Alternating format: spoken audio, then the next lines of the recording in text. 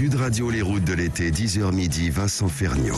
Nos routes de l'été qui démarrent comme chaque jour de cet été avec la question d'été. La question été en prise sur l'actualité et l'actualité de vos vacances, mais pas seulement. La vraie actualité et l'actualité aujourd'hui, nonobstant le match de football d'hier soir, on fera l'impasse, c'est l'attente du discours du président Macron ce soir. Alors avec nous, on va avoir deux spécialistes pour répondre à la question: faut-il rendre le vaccin obligatoire? Bonjour professeur Buisson. Bonjour. Merci d'être avec nous ce matin. Vous êtes épidémiologiste, donc ça traite de l'épidémie. Là, vous êtes aux affaires depuis 2 ans. Vous avez jamais autant bossé de votre vie, j'imagine, hein?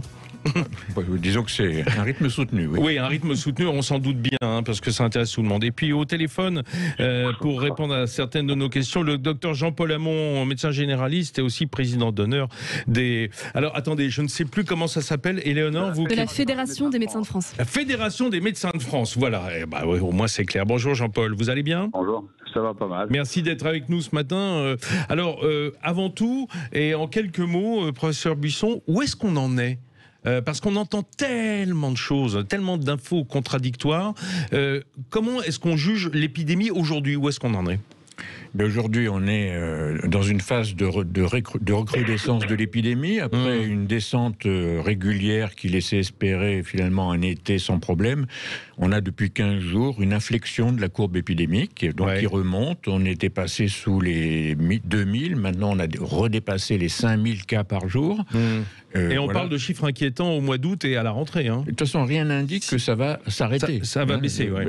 Pourquoi est-ce que ça remonte? En grande partie parce qu'on a affaire maintenant à ce variant, le variant Delta qui s'impose, qui est 50 à 60 fois plus transmissible que le variant Alpha, qui était déjà plus transmissible que le variant précédent, ce qui est la logique de l'histoire des virus. Oui, parce qu'un variant, en fait, c'est une adaptation du virus aux contraintes qu'on essaie, enfin, aux obstacles qu'on essaye de mettre sur sa route. C'est-à-dire que voilà, les virus mutent tout le temps. Et dans ces mutations, eh bien, ceux qui ont les mutations qui leur donnent le plus d'avantages vont tirer leur épingle du jeu, vont dominer les autres. C'est juste la théorie de l'évolution du vivant, pour les virus comme pour nous. Comme pour nous, mais là, ça se passe en quelques semaines, voire quelques jours, alors que l'évolution, évidemment, chez les vertébrés, ça demande des milliers d'années. Des milliers d'années. Voilà.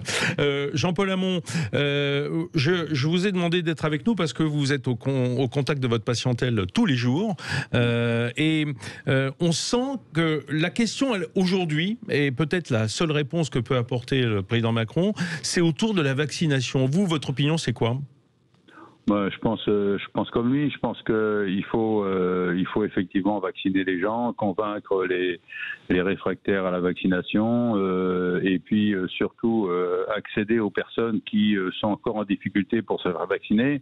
On s'est rendu compte quand même qu'il y avait 700 ou 800 000 personnes de plus de 70 ans qui n'étaient pas vaccinées, qui sont naturellement des personnes à risque. Bien sûr. Et c'est dans ce sens-là qu'on avait demandé à la Caisse d'assurance maladie, qui est la seule à savoir qui a été vacciné et qui ne l'est pas, parce que moi je sais des 200 personnes que j'ai vaccinées à mon cabinet, celles que j'ai vaccinées dans les centres de vaccination, je renseigne le site Amélie via vaccination Covid, et on sait qui a été vacciné, avec quoi et combien de doses il a eu. Et donc je me suis rendu compte lors de mes visites à domicile qu'il y avait des personnes âgées qui étaient très entourées par leur famille et qui n'avaient pas été vaccinées. Donc là je suis allé les vacciner à domicile.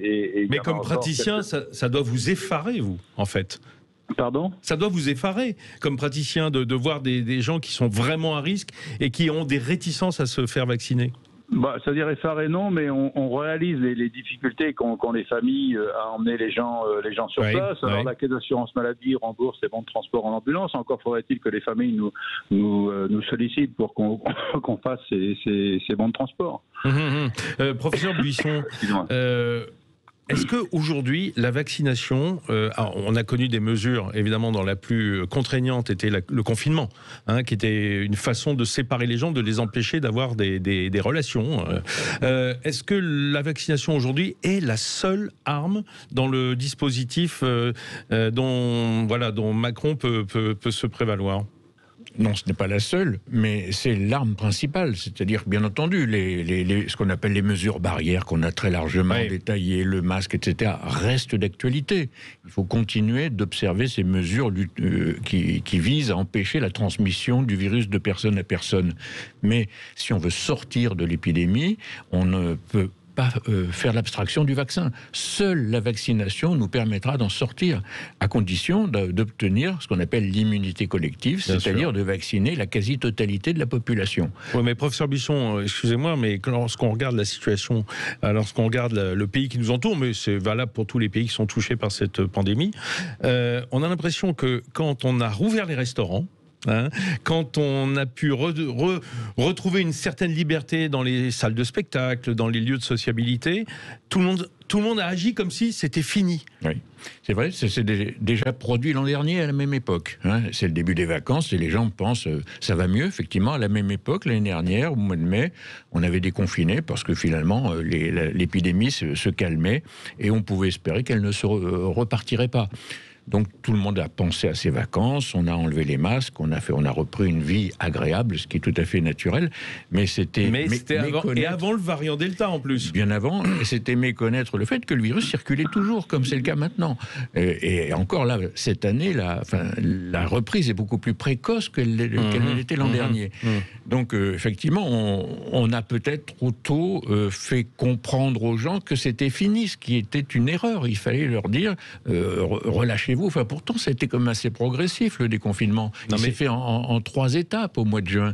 Il fallait peut-être insister sur cette communication que les gens n'aiment pas entendre, mais que le virus est toujours là et qu'il faut maintenir les mesures de prévention pour éviter que cette recrudescence se produise. Oui, mais excusez-moi, là, on a l'impression d'un cycle éternel. Est-ce que ça veut dire que peut-être on ne va jamais se libérer de ce coronavirus? Non, aucune épidémie n'est éternelle. Voilà, n'est éternelle. Toutes les épidémies finissent par s'arrêter. Si on n'avait pas de vaccin, on en tuera beaucoup ça peut durer 2, 3, 4 ans avant que effectivement le virus commence à circuler de façon saisonnière, tranquille, comme le fait le virus grippal, avec de temps en temps quand même quelques mauvaises années avec plusieurs dizaines de milliers de morts. Mais enfin, avec une épidémie, en fait, avec une immunité mais gagnée de haute lutte, c'est-à-dire en étant beaucoup plus mortifère. Voilà, le virus ne cherche pas à tuer les gens, il cherche à se transmettre. Le virus qui se sélectionne, qui domine les autres, c'est celui qui se transmet le mieux. Ce n'est pas celui qui tue le plus. Qui tue le plus, voilà. D'accord. Donc, au bout d'un certain temps d'évolution, donc les virus très transmissibles, saisonniers, vont prendre le dessus. Il faudra probablement, effectivement, vivre avec le coronavirus, avec une vaccination à adapter peut-être chaque année ou tous les 2 ou 3 ans, suivant les cas. Et on parle beaucoup de la vaccination, mais est-ce qu'on a progressé sur les traitements depuis 1 an et demi ?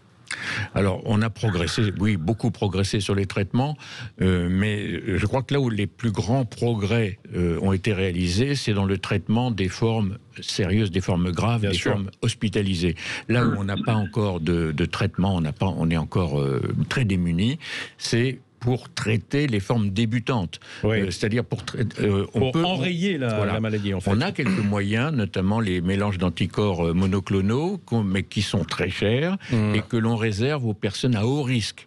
Les personnes à haut risque, lorsqu'elles sont hospitalisées, qu'elles vont encore bien et qu'elles risquent effectivement de faire une forme grave et d'aller en réanimation, on peut utiliser ce type de traitement. Mais on n'a pas le traitement à donner, même de façon préventive ou en tout début de maladie pour empêcher que ça s'aggrave. Jean-Paul Hamon, je sais que vous avez beaucoup de bon sens, comme le professeur Bisson. On l'écoute et on se dit, mais oui, ces hommes sont censés, sont des scientifiques, sont des médecins et ils agissent pour le bien de tous. Pourquoi encore autant de réticence, de fantasmes autour du vaccin, comme si une partie de la population était indécrottable là-dessus? Alors avant de parler des réticences, j'aimerais quand même rajouter une chose, parce qu'il y a un moyen dont on se prive actuellement, ce sont les purificateurs d'air. Il y a des purificateurs d'air qui sont capables de détruire le virus, de sécuriser une salle de classe, de sécuriser un petit commerce, de sécuriser des restaurants. Et tout ce qui réduit la circulation du virus est une chose importante. Ouais. La vaccination est l'arme principale. Mais je n'arrive pas à comprendre comment le gouvernement se prive des purificateurs d'air qui, en plus, sont majoritairement fabriqués en France. Il y a 2 sociétés près de Nantes qui le fabriquent. Franchement, je ne vois pas pourquoi le gouvernement se prive. Parce qu'il faut préparer l'avenir. Le virus, il ne va pas disparaître comme ça. Au mois de septembre, là, actuellement, on vit à l'extérieur. On va voir d'ailleurs ce qui va se passer en Angleterre parce qu'il y a déjà 30 000 personnes ou 40 000 personnes qui sont contamées tous les jours. Après la finale de Wembley hier où on a vu... C'était fou de les voir coller sans masque tous. Pas mal de monde collés les uns contre les autres. Alors même si à l'extérieur il y a moins de chances de le choper, là, comme ils chantaient, criaient, etc., il va y avoir quelques-uns. Et puis après, c'est pas fini. Ils sont allés dans les bars. Hein. Donc, si vous voulez, là... Vous pensez qu'il va y avoir une recrudescence suite à la finale de la Coupe d'Europe ? Là, en Angleterre, certainement. Un gros cluster, en tout cas.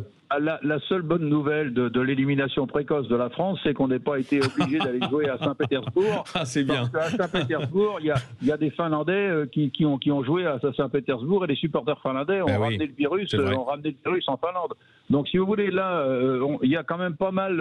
Vous êtes en train de dire qu'il n'y a que les médecins qui sont heureux qu'on ait été éliminé tôt de la Coupe d'Europe, hein, c'est ça? Il n'y a pas que les médecins, vous savez, ils ont tous été très tristes, mais en même temps, moi, tout de suite, quand on était à 3-1, j'ai tweeté en disant il est urgent de rapatrier le quart de finale au Stade de France plutôt qu'à Saint-Pétersbourg, et malheureusement, ils ont égalisé. Donc, Docteur Hamon, je comprends votre clin d'œil, mais pourquoi est-ce que vous avez forcément une partie de votre patientèle qui reste, je dirais, absolument réticente et même opposée à la vaccination? Quels sont les arguments qui sont mis en avant? Alors les arguments qui sont mis en avant, c'est que c'est un vaccin qui a été fabriqué trop vite, que ça modifierait le capital génétique. Enfin, oui, sur l'ARN, là, oui, ça. Ou alors d'autres qui vous disent que ça rend magnétique, etc. D'autres qui disent que ça rend magnétique. Je l'avais pas entendu celle-là. Non, mais attendez, alors vous m'avez demandé les. Faites la liste, faites la liste. Tous les arguments, donc je vous fais la liste. Il y en a même qui disent qu'on nous injecte à 5G, alors ce qui serait plutôt une bonne nouvelle parce que ça nous garantirait le réseau un peu partout, ce qui n'est pas le cas en France actuellement. Mais franchement, on a tout vu, quoi. Les 2 premiers, c'est les effets secondaires qui sont quand même rarissime. Et le bénéfice, il est largement en faveur du vaccin. On est d'accord que c'est le signe... Attendez, excusez-moi, les effets secondaires, quand on a de la fièvre et qu'on n'est pas bien, etc., c'est le signe que le système immunitaire se met en route, en quelque sorte, qui réagit. Oui, non, mais ça, oui, bien évidemment, mais bon, ça, c'est pas trop encore ce qui gêne. Ce qui tracasse beaucoup les gens, et avec raison, ce sont les embolies. Mais je peux vous dire qu'il y a 10 jours, maintenant, il y a une gamine de 17 ans qui a fait une thrombophlébite cérébrale à 17 ans, elle n'était pas vaccinée. Et le même jour, j'ai appris qu'une de mes patientes de 42 ans qui allait se faire vacciner le lendemain a fait une double embolie pulmonaire. Donc pour les 2 personnes, elles étaient naturellement pas vaccinées. On essaye de trouver des causes génétiques à ces embolies, mais le vaccin, imaginez que ces personnes-là aient été vaccinées, on aurait accusé le vaccin.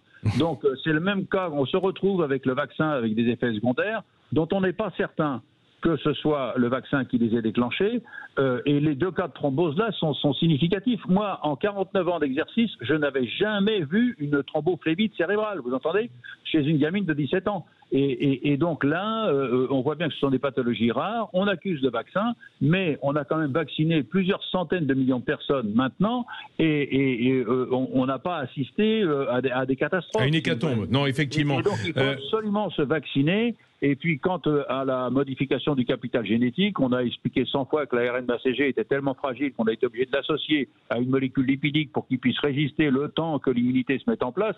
Donc, si vous voulez, ces 2 arguments-là, avec des patients qui nous connaissent, qui nous font confiance depuis des années, il n'y a pas de problème. Ils vous disent les choses, mais ils vous écoutent aussi. Ils nous font confiance. Professeur Buisson, est-ce que le grand manque, en définitive, c'est pas une communication claire d'une partie de la population qui est difficilement touchée par les messages officiels, on va dire?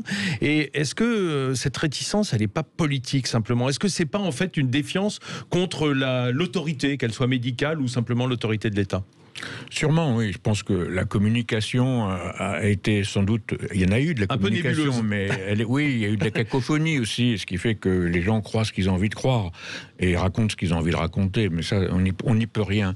Effectivement, le refus de vaccin peut avoir un support politique, et on le voit quand on parle d'obligation vaccinale chez les soignants.